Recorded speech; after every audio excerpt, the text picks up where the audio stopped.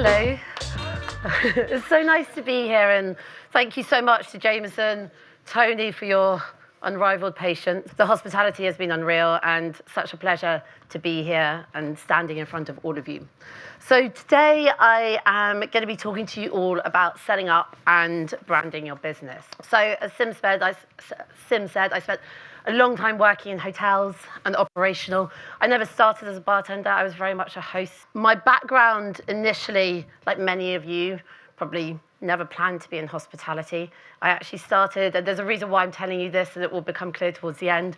When I turned 16, I started training for the military. No particular reason, but I wanted to I think the core of it was about making a difference. But what I learned in the military was to become the kind of base of my thought process, the foundations, and very much about how I viewed teamwork. So I'm going to talk in 3 different sections, just a little bit about kind of setting up your own business, a little bit about personal branding, and things that you can do, whoever you are, whatever industry that you're in, and then going to kind of close up with just some final thoughts and everything. And the reason why I always do presentations in sets of 3, for some reason, people are able to digest information in blocks of 3 much more easily. Apparently, it goes back to a Roman theory of the power of 3. So we'll start. So just to give a little bit of this is me, hi. So again, in 3 sort of chunks, this is me sort of professionally. If you go back on Google quite a lot, you'll probably find some pictures of me working in nightclubs, but I don't think it was too professional to put them up today. And as Sim said, I also do a lot of work with the homeless. This is really important, and actually was a really pivotal moment of my hospitality career, because what I found is delivering hospitality in a really nice environment with nice drinks and nice aesthetics is actually really hard to deliver it when you're on the streets. And remembering how many sugars people take in their tea, because when you're homeless, and I don't know if anyone's had any experience with that, or working with homeless as well, sugar is another currency in its own. And then Celebrate Her really very much was a platform to support anybody that identifies as a woman in hospitality industry. I try to educate and inspire. The long-term goal with this is to raise funds to be able to provide financial grants to people in the industry. Just a small fact to give you, I guess, an idea of this in the UK, in the sort of travel, leisure, hospitality industry. Under the age of 30, the industry is made up of 67% women, and over the age of 30, it drops down to 25%. So along the way, something is happening in order for women not to decide to want to continue their careers in hospitality. So how can we change this? It's a long project. We need substantial capital and investment in order to make this a reality, and also the support from the government, which is something we're in the process of, and hopefully we'll be able to get great brands like Jameson involved in making this a reality as well. So starting out on your own, so big spoiler alert, it is not for everybody. And I didn't even know that it was for me. I'm still figuring that out. I set up my own business about a year ago. I also just want to say, if you're thinking about doing it, just like breaking up in a relationship, there's never a good time. There's always a Christmas, a birthday, an anniversary. So if you are thinking about doing it, there's never going to be a perfect time. But what you can do is prepare yourself for these things, and really kind of invest in what you want to do and invest in that thought process as well. So I've kind of just put a lot of my presentation made up of bullet points. If you want this presentation at the end, please just send me a message. I'm really happy to share this as well. But what is it that you want to do? And then how do you do it? So I would say find your niche. And even if you want to kind of delve a little bit more into that, what's your niche within that niche? So it could be anything. It could be a whiskey specialist. It could be an Irish whiskey specialist. It really could be anything. And then I would say market research. Really, really invest in that time. Ask around who's doing what, who are your competitors, who's doing it well and who's doing it really, really terribly. And what services do you want to offer?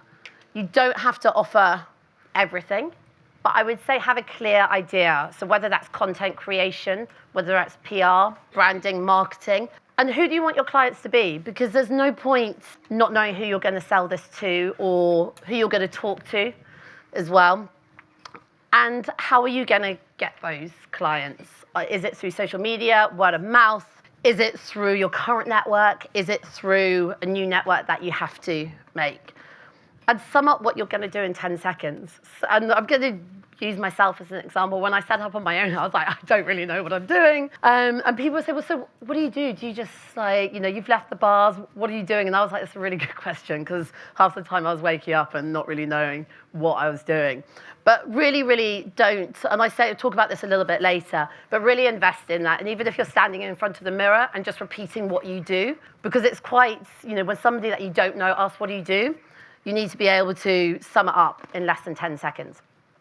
By the way, the drink that is going around is just Jameson Black Barrel. It's a apple and pear cordial and topped up with some rhubarb soda as well. So yeah, hopefully nice, long, refreshing spritz. So set yourself up for success. So these are some of the key things that I kind of wish I'd known. So the first one I kind of want to talk about, it's not my concept, but I heard it on a podcast, and it's something called monk mode. And for somebody that is just inherently distracted by social media and people and just everything like that, when I wake up in the morning, the first I would say hour and a half on my day, I literally go into something called monk mode, where my phone, I literally have to hide my phone underneath my pillow and go into a different room. But this allows me to, any emails that I have to do, I get done. And this is normally around 6 o'clock in the morning, which I hate getting up early, but it's just the time that I have when nobody else is like calling or nobody else is, I don't need to respond to anything. So I get all my emails done, any of the non-negotiables that I have to do that day. And it really, really helps. And then what I do for the rest of the day, I'll turn off my notifications on emails. This is really, really good. It means that I can go back into emails and look at them, but this really, really helps like clear everything. And because nobody else is really up at that time, nobody else is replying. I'm going to, after this, just one more thing on emails, but templates. So templates for anything, because a lot of the time in your own business and what you're going to be doing, people are going to be wanting the same information. So whether that is your biog, whether that is this presentation, so whether that is doing presentations, invoicing, get your invoice templates done. If anybody wants one, please let me know. Commission emails. So this is really, really interesting. So a lot of time in this industry, we do a lot of like great introductions for people, which is all really, really nice. But when you set up on your own and your business is based a lot on connections, introducing somebody to somebody or getting somebody a job that maybe you can't do and you're passing on that job, this is how people make money. It's just the same as a recruitment fee as well. If you recommend somebody for a job, you can charge that company 10% after the first 3 months' salary. So I would say do this within reason. If I, for example, recommend a job for Sim, I'm not going to say, hey, Sim, you need to give me 10%. But what I'm talking about is bigger scale. But this could be a short paragraph just articulating this. It's just the same as if you are a celebrity staying at a hotel and you'll have something called a rider, which stipulates that you like Diet Coke as opposed to Coke and so on and so forth. Setting up a business doesn't need to be expensive. I started off with, I was well into my overdraft. But one thing that people always need is your business card. But set up a QR code. It's free. I still have mine. You can just download an app, I think it's QR Reader or something, and create your own one. And that just literally goes straight into somebody's phone. Structuring your days, again, just referring back to that monk mode. If I don't structure my days, I just go a little bit down into like a live rabbit hole. So building a deck to send to prospective clients. So this, again, really happy to send you the one that I use, just articulates who you are, what you're offering as well. And this is really, really good because if somebody goes, yeah, send me your deck, let me introduce you. This is a really, really good thing to send. And just make sure that you're constantly updating it. And then social media, align all social media. So by that, I mean, have the same photograph for LinkedIn, Twitter, X, Threads, whatever it's called, Instagram, TikTok, just so it's really, really recognizable throughout all of the platforms. And then what I would do is do a little bit of an online audit, especially if you are somebody that maybe has had quite a lot of press attention or been in the media, won cocktail competitions. Just make sure all of the information online about you is correct. And if it's not, just feel free. Most editors of online publications will edit that for you as well. So just an FYI, emails are not urgent. You don't email. I would put you don't call. You do call the fire brigade, but you don't email the fire brigade. So whatever anybody says about emails, I promise you, it is not urgent. Okay, so let's talk money. So the big question I get asked is, how do I charge? So despite being British, well, half British, I don't mind talking about money. What took me a while to learn is to sell your skills and not your time. So by that, I mean, if you charge a day rate, you can only earn 7 days a week, right?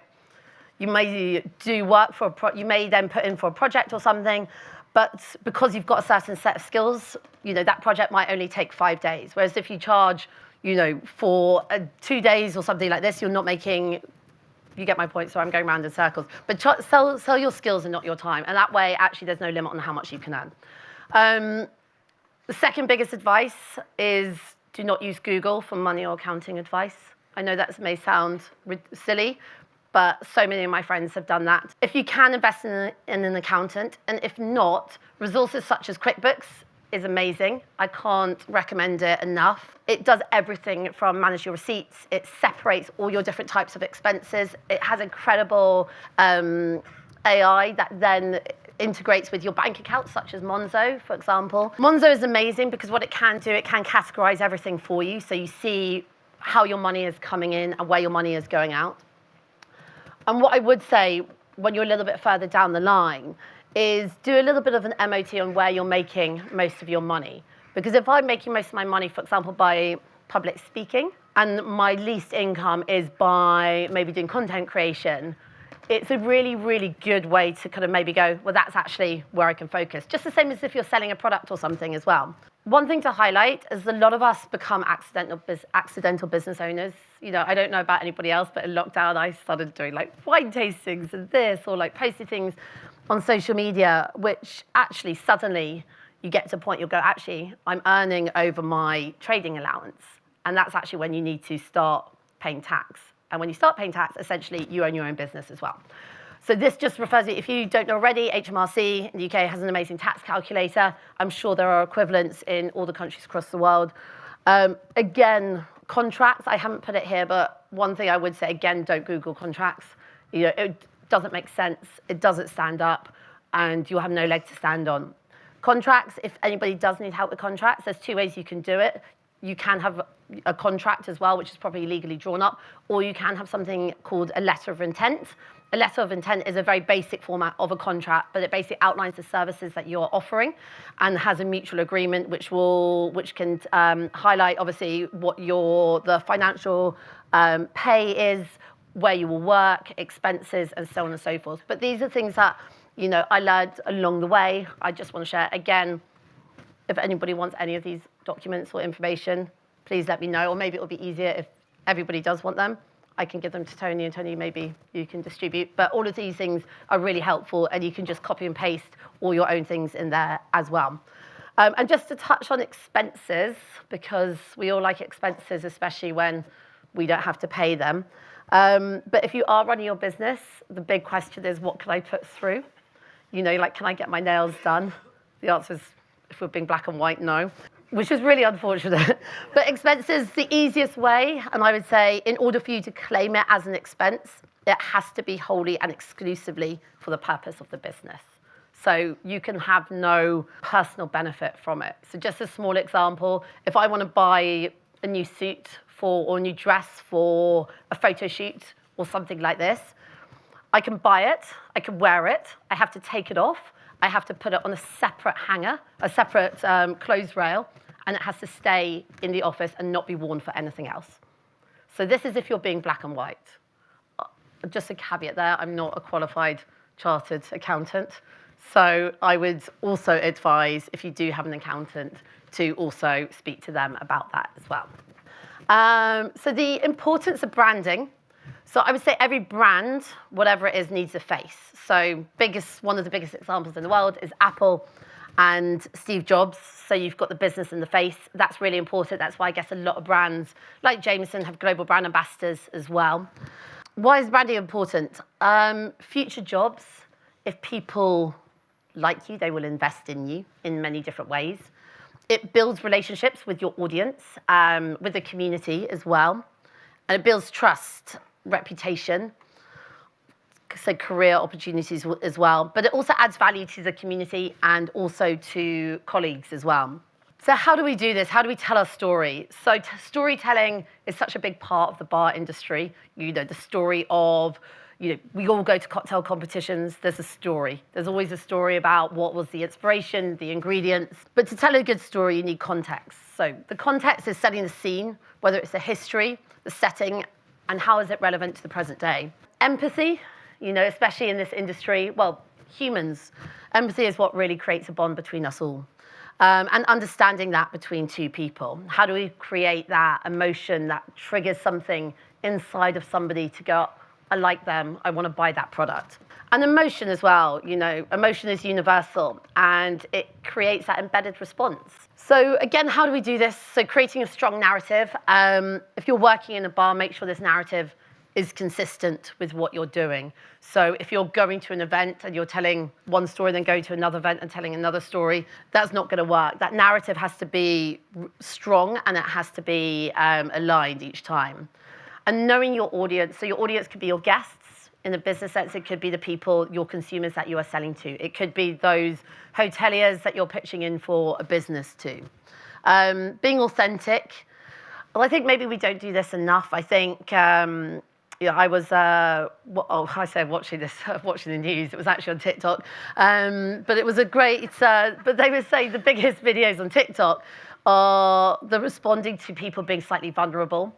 Not just covering that up, which I think for a while people were doing. We all know the powers and the downfall of social media, but being authentic, knowing your strengths and knowing your weaknesses is not a bad thing to share that. Emotional we touched on. Consistency is key. I think whoever you're pitching into, whoever you're talking to, that consistency. People, the one thing that I've learned, especially when pitching in, I work with a lot of luxury high-end clients and going into boardrooms, it can be an intimidating place. So being consistent with what you're saying is really important. And having visual presence. So visual presence, whether that is how you're dressing, how you are walking into the room, how you're standing, to what you're putting online is really, really important. So I would just say all of that, just be aware of what you're putting out as well. Okay, so this is establishing your audience. So this may take a little bit of time to kind of figure out what you want to do. What places you want to work with, who you want to work with. This took me a while. I think now I've kind of figured it out after a year. But this is really, really important because you can't, I would say, it's not, I think you need to specialize in something or you need to specialize to an audience. So this, again, take that time to figure out who you want and make sure it's an audience that you like, that you're aligned to as well. There's no point working for people that you don't like or you don't really believe in what they're doing. So power of social media.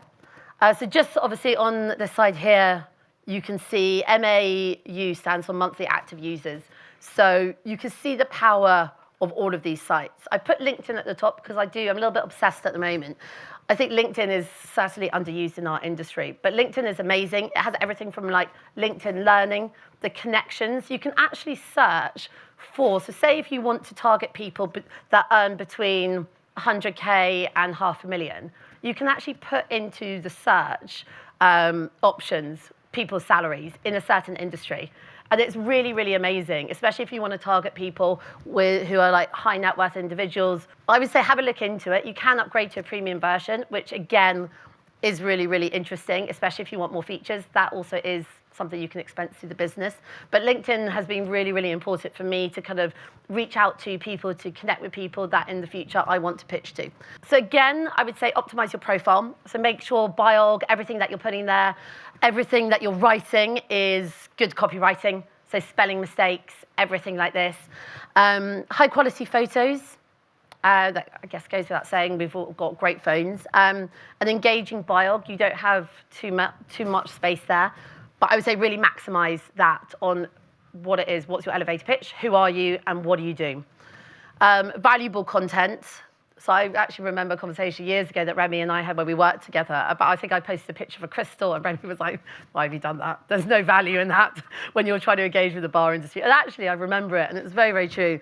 But what value are you giving to people that read that? Engaging with the audience. So again, interacting with the people in your community online. And showcasing your achievements. It doesn't have to be done in a way that comes across as arrogant or showing off. But these things are important because this is what gives credibility to what you're doing, your business as well. LinkedIn is a good one for seeking endorsements and recommendations. There is a function where you can ask somebody to do that and then give a recommendation back. This also builds optimization on the platform as well. But also if you can get, whether it's previous managers or previous colleagues to do that, it's really good. And then networking and collaborating as well. So collaborating on different posts.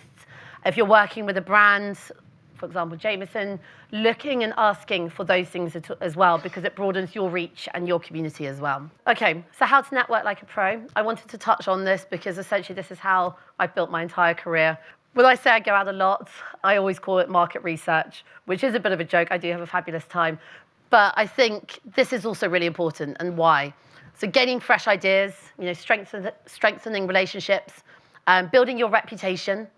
Self-confidence, Sometimes if you're not the most self-confident person in the room, and even myself, I've walked into rooms and I've been like, oh my God, like no one's going to talk to me. But you keep doing that, and you keep doing that, and you actually learn and refine your skills of talking to people, how you talk to people.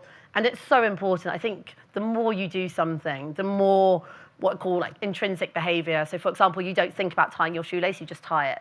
And you want to get to that point where you can walk into a room and have that confidence to go up to anybody and introduce yourself and talk about what you do, and not just go straight to the bar and just hang there until somebody comes in and talks to you. And it increases your support network. So a few things that I always do whenever I'm going to any sort of event, I always ask who's going to be there. So whether that's just being really blunt and asking the organizers who's being there, most of them are actually really willing to share that list with you as well. And then plan who you want to meet and what you're going to say. So a lot of the time, when I didn't know a lot of people in the industry, I would research who everybody was. I have this little black book from when I was a host at the American Bar from 2010.